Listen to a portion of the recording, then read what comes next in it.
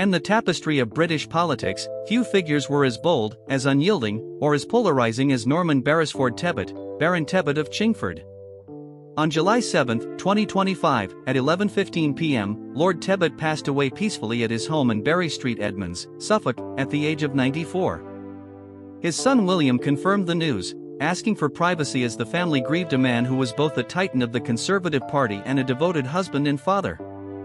Known as Margaret Thatcher's fiercest ally, the Chingford Skinhead, and a champion of the working-class grit that defined Thatcherism, Tebbit's life was a story of resilience, conviction, and sacrifice.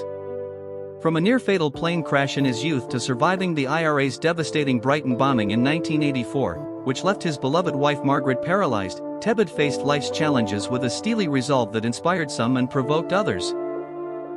His legacy is one of unapologetic principle, a sharp wit, and a love for his country and family that never wavered. Today, we honor Norman Tebbit, a man who shaped Britain's future, stood firm against adversity, and carried the scars of his battles with pride. Join us as we explore his remarkable journey, from a working-class boy in Ponders End to a political giant who changed the course of a nation. Born on March 29, 1931, in the modest suburb of Ponders End, North London, Norman Tebbit grew up in a world shaped by struggle and determination. His father, Leonard, a World War I veteran, bore the invisible wounds of shell shock, leaving his mother, Edith, a butcher's daughter, to hold the family together with fierce resolve. Edith's toughness left a mark on young Norman. Stories of her driving a pony and trapped through a picket line during the 1926 general strike became family lore, a spark for his own defiance. The Tebbits lived frugally, but Leonard's efforts to buy their home instilled in Norman a belief in self-reliance. "I felt you should be able to make your own fortune," he later said, a credo that would define his politics. At Edmonton County Grammar School, he was a bright but restless student, leaving at 16 to join the Financial Times as a trainee journalist, compiling share prices and sneaking cheeky subheadings into print. The closed shop of the print union, Natsopa, irked him, planting the seeds of his lifelong crusade against union power. At 18, he joined the Royal Air Force for national service, training as a pilot on Meteor jet fighters. In 1954, he narrowly escaped death when his jet crashed on takeoff in Cambridgeshire, the cockpit engulfed in flames. Trapped, he smashed the canopy to escape, a moment of raw courage later linked to a cardiac arrhythmia he lived with for decades. "When you've cheated death twice," he said in 2001, referring to the crash and the Brighton bombing, "you can't bear to waste time." Tebbit's early career was as dynamic as his personality. After the RAF, he joined the British Overseas Airways Corporation in 1953, flying as a pilot for 17 years while moonlighting as an activist for the British Airline Pilots Association.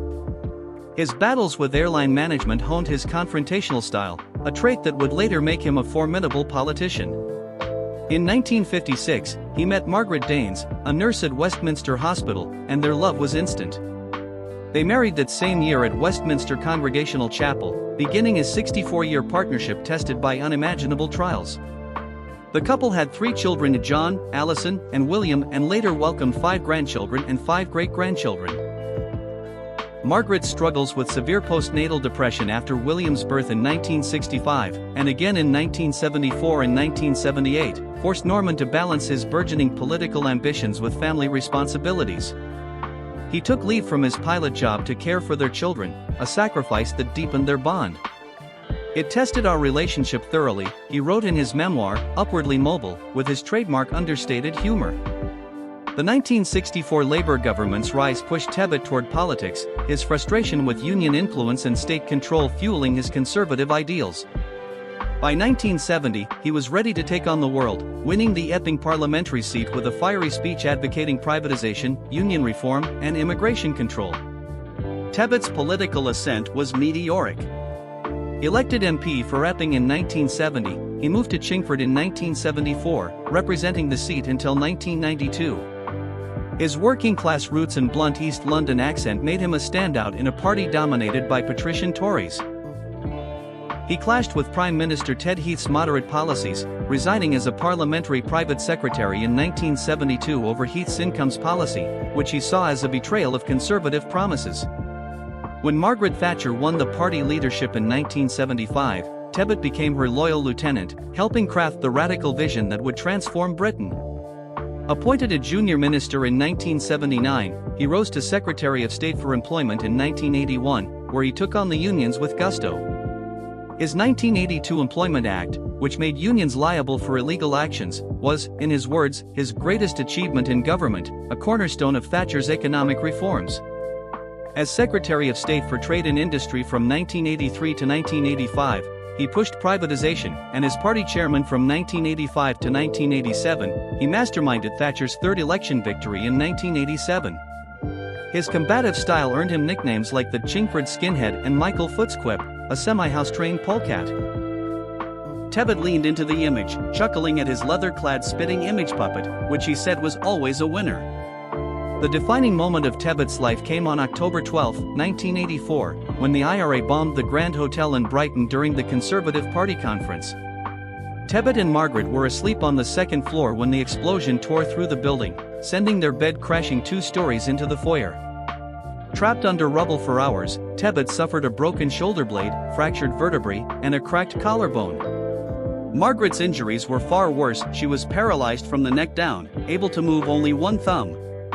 The image of Tebbit, ashen-faced in his pajamas, being stretchered from the wreckage became an enduring symbol of the attack that killed 5 and injured 31. Yet, as rescuers freed him, he quipped, "I'm only allergic to bombs," a flash of his defiant wit. Margaret spent 2 years in hospitals, including Stoke Mandeville's Spinal Injuries Unit, and Tebbit returned to work within 3 months, driven by duty. The bombing reshaped their lives. Margaret's courage in calling herself lucky despite her paralysis inspired all who knew her, while Tebbit's devotion to her care defined his later years. He stepped down from the cabinet in 1987 and left Parliament in 1992 to focus on her, a promise he kept until her death in 2020 from Lewy body dementia. "I woke in the night, put my hand out to her, and found she was cold," he recalled, the pain raw even after 64 years together. Tebbit's political legacy is inseparable from Thatcherism. He embodied the self-made ethos, rising from a drab and gray working-class background to the heart of government. His 1981 speech, recalling his father's jobless days in the 1930s, "He didn't riot. He got on his bike and looked for work," became a rallying cry for personal responsibility, though critics twisted it into "on your bike," painting him as callous. His 1990 cricket test, suggesting immigrants' loyalty could be gauged by their support for England's cricket team, sparked accusations of racism, but Tebbit saw it as a defense of cultural cohesion. A fierce Eurosceptic, he later presided over the Bruges Group, railing against EU integration. His views on multiculturalism and same-sex marriage, like his 2013 jab at David Cameron's reforms, drew ire, but he never backed down. "I said what many thought but didn't have the courage to say," said former Minister Conor Burns. Tebbit's wit was caustic. He called the BBC's liberalism the insufferable, smug orthodoxy of the 1960s, and his writings for The Sun, The Mail on Sunday, and The Daily Telegraph kept him in the public eye. In 1992, he became a life peer, retiring from the House of Lords in 2022 at 91. Beyond politics, Tebbit's life was rich with personal passions. A keen amateur chef, he published a book on cooking game, a hobby that brought him joy in his Suffolk home. He lived modestly in Bury Street, Edmonds, where he and Margaret were beloved members of the Street Edmonds-Bury Cathedral community. His net worth, estimated at $2 to $3 million at his death, came from his political career, journalism, and business ventures after leaving Parliament to fund Margaret's care. Posts on X noted his frugal lifestyle, with one user writing, "He never chased luxury, just principle." His agnosticism, revealed in a 2011 interview where he quipped, "I'm not sure God exists." He ought to, surprised some, given his defense of Britain's Judeo-Christian values. His health challenges, including a 2013 cardiac incident tied to his lifelong arrhythmia, never dulled his spirit. He remained a patron of spinal research, inspired by Margaret's paralysis, advocating for advancements in spinal cord injury treatment. The Tebbit's legacy lives on, inspiring hope, the organization wrote in 2024. Tebbit's death at 94 prompted an outpouring of tributes. Conservative leader Kemi Badenoch called him an icon in British politics, praising his stoicism and courage after the Brighton bombing. Rishi Sunak hailed him as a titan whose resilience, conviction, and service left a lasting mark. Nigel Farage, whom Tebbit mentored as an MEP, wrote on X, "Norman was a great man. RIP." Even Labour's Keir Starmer acknowledged his strength, saying, "Many will remember the courage he and his wife showed." Critics, however, recalled his divisive rhetoric, with one ex-post noting, his cricket test left a bitter taste, but his devotion to Margaret was undeniable. Tebbit's son William announced his passing, stating he died peacefully at home, with no specific cause disclosed, likely tied to his age and cardiac history. The Brighton bombing's shadow loomed large. Tebbit never forgave the IRA, wishing eternal torment on Martin McGuinness in 2017. Yet, his care for Margaret, pushing her wheelchair with a determined smile, was his most human legacy. He was a family man first, Badenoch said, a truth that softened even his fiercest critics.